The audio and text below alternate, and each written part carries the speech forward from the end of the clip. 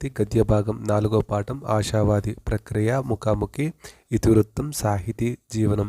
కవి పరిచయం ఆశావాది ప్రకాశరావు. పద్యం కమ్మగా పాడువాడు, పద్య విద్యను కాపాడువాడు, పద్య ద్వేషములతో రాపాడువాడు అంటూ డాక్టర్ సీనారేచే కీర్తించబడిన ఆశావాది ప్రకాశరావు అనంతపురం జిల్లా సింగనామాల మండలం కురువిపల్లి గ్రామంలో నిరుపేద దళిత కుటుంబంలో జన్మించారు. కుల్లాయమ్మ, పకీరప్పలు వీరి తల్లిదండ్రులు.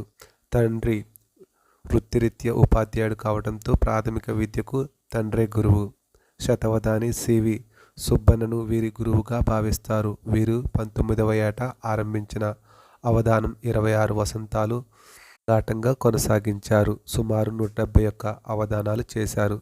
సాహిత్యమే ప్రపంచంగా సాగిన ఆశావాది కవి, అవధాని, విమర్శకుడు, పరిశోధకుడు, అనువాదకుడిగా గుర్తింపు పొందారు. ప్రభుత్వం 2021 పద్మశ్రీ పురస్కారం